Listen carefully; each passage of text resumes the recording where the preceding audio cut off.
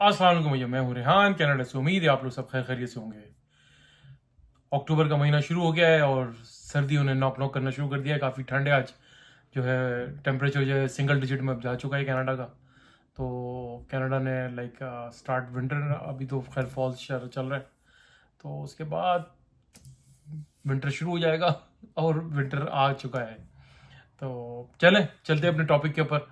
आज हम बात करेंगे कि लोग जो यहाँ पर आ रहे हैं, यहाँ पर कनाडा में आना चाह रहे हैं। मेरा स्टार्ट यही होता है कि भाई, क्योंकि हर बंदा ही कनाडा आना चाहता है। कनाडा से जो है ना, वो 7 स्टार होटल बना हुआ है, तो everybody want to come to Canada and they want to start their life. वो सेटल्ड होना चाहते हैं अपने बच्चों की लाइफ को लेकर। वो कहते हैं यार, हमें कोई चीज़ मिले ना मिले, स्टूडेंट वीज़ा ना मिले, हमें LMIA ना मिले, वर्क परमिट ना मिले, हम कैनेडियन एक्सप्रेस क्लास में क्वालिफाई नहीं करते हों, लेकिन अगर हमें विजिट वीज़ा मिल जाए तो हम यहाँ पर जो है आकर अपना कुछ सेटल डाउन कर लें और कोई रेफ्यूजी वगैरह केस फाइल कर दें, तो ताकि हमारी ज़िंदगी यहाँ पर शुरू हो जाए। और फिर देखें आगे क्या होता है। देखिए, मैं आपको सबसे पहले बताऊं, जब आप यहाँ पर आ रहे होते हैं ये सोच कर आते हैं कि यार हम जाके रेफ्यूजी फाइल कर लेंगे। रेफ्यूजीज के ऊपर मैं काफ़ी वीडियोस बना चुका हूँ, लेकिन ये टॉपिक थोड़ा सा ऐसा है कि ये चलता रहता है, थोड़ा सा आप लोगों को रिफ्रेश करता रहता हूँ मैं। तो जब आप रेफ्यूजी फाइल करते हैं, रेफ्यूजी फाइल करने के बाद आपके पास सारी चॉइसेस ख़त्म हो जाती हैं। आप आए यहाँ पर, आपने विजिट पर आए, किसी भी वीज़े के ऊपर आए, आपने आकर रेफ्यूजी फाइल कर दिया। रेफ्यूजी फाइल करने के बाद आपका केस चलना शुरू हो जाएगा।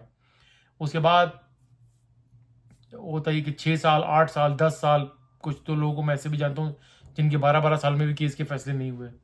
आप बिल्कुल स्टक होकर रह जाते हैं जब आप कनाडा आ रहे हैं। और अगर आप ये सोच कर आ रहे हैं कि मैं आके रेफ्यूजी फाइल करूंगा, तो अपने साथ एक चीज़ छोड़कर आ जाएं। वो चीज़ है सबसे बड़ी इमोशंस।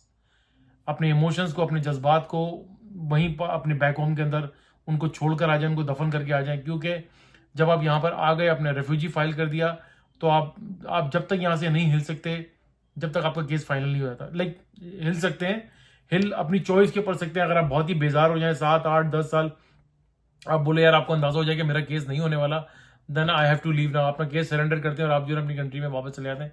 फिर आपके पास वापस आने का कोई चांस नहीं होता।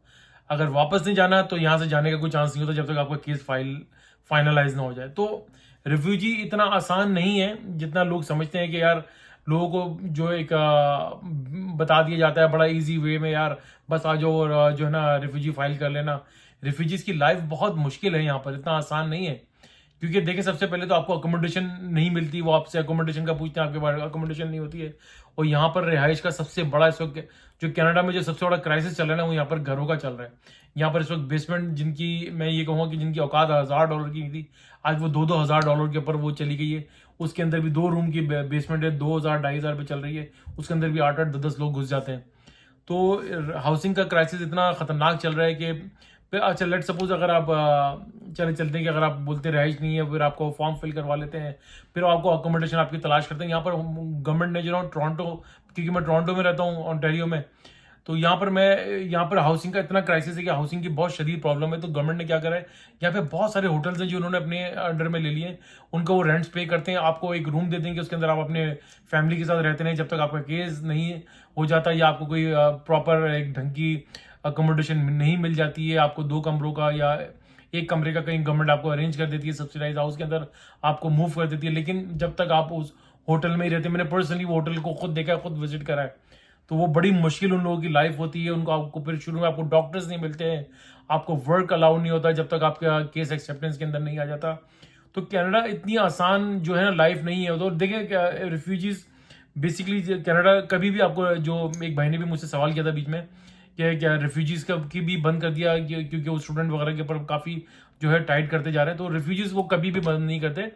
ये एक इनका मुआहदा है इंटरनेशनली, जेनेवा कन्वेंशन में।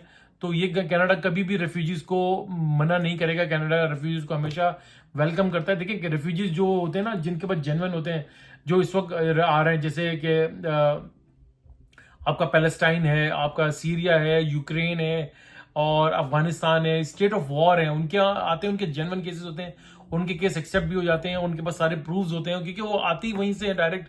तो उनका केस जो है ना बहुत आसानी हो जाता है, क्योंकि आज तकरीबन 3-4 साल पहले जब यूक्रेन जो सीरिया में जो वॉर हुई थी, तो वहां से डायरेक्ट लोगों को लैंडिंग के ऊपर इनको पीआर कार्ड दे दिए गए थे। तो वो अलग चीज होते हैं। अगर आप अपने मुल्क से सोच कर आते हैं कि यार ये प्लान करके आते हैं, मैं अगर विजिट वीजे पर आ रहा हूँ और मैं यहाँ के क्या रिफ्यूजी फाइल कर लूंगा, तो उसकी ना आप तैयारी कर कर आया करें। आपके पास सारे प्रूफ्स होने चाहिए, सारे प्रूफ्स आपके पास पूरी स्टोरी होनी चाहिए कि आपके साथ वहां पर क्या हालात और वाकयात हैं, क्या आपके साथ क्या आप किसी किसी जो कहते हैं ना, किसी फिके से ताल्लुक तो नहीं रखते, किसी लाइक किसी ग्रुप से ताल्लुक तो नहीं रखते जिसकी वजह से आपको जान को वहां पे खतरा है कि सामने वाले की दूसरी पार्टी है वो आपके पीछे लग गई है। आपके पास एफआईआर होनी चाहिए, आपके पास प्रॉपर, आपके पास अगर खुदा ना करे कोई अटैक हुआ है तो उसके बाद प्रूफ होना चाहिए, डॉक्टर्स के लेटर्स होने चाहिए, और सारी हर चीज होनी चाहिए जो आप गैदर कर सकते हैं वो लेकर आए, ताकि जब यहाँ पर आकर लॉयर के साथ आप बैठ के अपना केस को जो है ना वो डिस्कस करेंगे, तो आपके पास बताने के लिए सब कुछ होना चाहिए, ताकि जब आपका केस जाए तो उसकी एक्सेप्टेंस के चांसेस काफी हों। क्योंकि जब केस एक्सेप्ट नहीं होता और जब आपको यहाँ पर बहुत सारे वकील जो है आपको ये भी एक आसरा देते हैं कि यार केस को हम चलाते रहेंगे 3-4-5 साल के बाद, उसके बाद जो ना आपको जब नहीं हो, उनको जब नजर आएगा केस नहीं हो रहा है, तो आपको एचएनसी के पर लेके जाते हैं। ह्यूमैनिटेरियन एंड कंपैशनेट ग्राउंड होता है, वो एक लास्ट रिजॉर्ट होता है। वो वकील वहां पर जाकर अपना एक शॉट मारता है जिसके अंदर मैं आपको बताऊं बहुत ज्यादा चांसेस होते हैं, 70-80% कि आपका केस नहीं होता है। उसमें वो रिजेक्ट कर देते हैं और आपको डेपुटेशन के आपको उसी वक्त जो ना वो लेटर निकाल देते हैं। तो इसलिए ये इतना हर जो यहाँ पर एक हवा की तरह उड़ा हुआ है ना कि HNC is not very easy, like ये इतना आसानी से नहीं होता, ये बहुत मुश्किल काम है। ये जो लोग आपको ले आकर वहां पे बोलते हैं हम ये करवा देंगे वो करवा देंगे, नहीं भाई। बहरहाल अगर आप यहाँ पर आ रहे हैं एज ए रेफ्यूजी तो भाई अपनी पूरी तैयारी करके आइएगा। मैंने हमेशा बताता हूँ, बार बार रिफ्रेश करता रहता हूँ, और अपने इमोशंस को छोड़कर आइएगा, क्योंकि आप वापस नहीं जा सकते। खुदा ना करे खुशी गम जो होता है आपके मुल्क के अंदर, अपने फैमिली के अंदर, अल्लाह करे सबकी, अल्लाह ताला सबकी फैमिली को सलामत रखे। लेकिन जिंदगी है, मौत है, आनी जानी चीज है, लाइक मौत ने तो एक दिन सबको ही आना है। और क्योंकि ये खुदा ना करे बहुत प्रॉब्लम्स होती हैं कि आप चले ठीक है, आप रोजाना सोशल मीडिया के ऊपर यानी अपने वीडियो कॉल कर लेते हैं, उनसे बात कर लेते हैं, लेकिन आपका एक दिल होता है। देखिए मैं यहाँ पे रहता हूँ, मेरे पास अल्हम्दुलिल्लाह मैं सिटीजन हूँ, मैं जब चाहूँ चला जाऊँ। मैं भी फिलहाल नहीं जा रहा हूँ क्योंकि मैं जाऊँगा, मैं थोड़ा सा डिले के नॉर्मली मैं 2-3 साल में चक्कर लगा लेता हूँ, लेकिन मैं अपनी चॉइस की वजह से नहीं जा रहा। मेरी अपनी कुछ अपने काम है जिनकी वजह से मैं बिजी हूँ। लेकिन एज ए रेफ्यूजी जब आप यहाँ पर आते हो तो आपके पास कोई चॉइस नहीं होती। You can not leave Canada unless आपकी अपनी चॉइस हो कि आप अपना केस सरेंडर करके चले जाएं। तो ये इमोशंस अपने साथ छोड़ कर आइएगा, क्योंकि बड़ी सख्त लाइफ जब यहाँ पर हो जाती है रेफ्यूजीज के, जब तक वो केस नहीं होता। मैं ऑनेस्टली आपको बता रहा हूँ 8 से 10 साल इजीली आपके लग जाते हैं अगर आप इसके लिए तैयार हैं, मजबूत हैं। अगर आप बोलने के नहीं यार अब मैंने जाना ही नहीं है, मैं बिल्कुल तय करके आ चुका हूँ, मैंने अपने दिमाग से अपने मुल्क, अपना कनाडा, इंडिया, पाकिस्तान सब कुछ निकाल चुका है। जैसे यहाँ पे स्टूडेंट जो यहाँ पर ये कोशिश कर रहे हैं कि अब हम रिफ्यूजी बन जाए, मुझे नहीं लगता कि उनका रिफ्यूजी केस इतनी आसानी से हो जाएगा, क्योंकि अब आए स्टूडेंट वीजे के ऊपर तो बहरहाल बात कहीं से कहीं चली जाएगी। लेकिन मैं उनकी बात कर रहा हूँ जो लोग यहाँ पर आ रहे हैं एज अ रिफ्यूजी बनना चाह रहे हैं कि हम यहाँ पर अपना केस फाइल कर देंगे, चलता रहेगा। बहुत सोच समझ कर आइएगा, बहुत ख्याल से आइएगा। आ रहे हैं तो बिल्कुल अपनी कश्तियां, अपने दिमाग की कश्तियां, अपने दिल की कश्तियां, अपने इमोशंस की कश्तियां सब जला कर आइएगा, क्योंकि वापसी का फिर आप जब तक आपका केस फाइनल नहीं होता आप नहीं जा सकते। तो ये मैंने आपको छोटा सा व्लॉग मैंने आपको बनाया इसीलिए कि ताकि मैं आपको थोड़ा सा ये ब्रीफ कर सकूं। तो आज तक के लिए अपने इतना ही। वीडियो अच्छी लगे तो भैया लाइक करें, सब्सक्राइब करें, बेल आइकन का बटन जरूर दबाइएगा, शेयर करना ना भूलिएगा, दुआ दीजिए, दुआ लीजिए। दुआ में बड़ी ताकत है, सदका खैरात चैरिटी करते रहा कीजिए, ये आपको बड़ी बड़ी परेशानी से और बचाती है। मेरे लिए भी दुआ करते रहा कीजिए। थैंक यू, अल्लाह हाफिज़।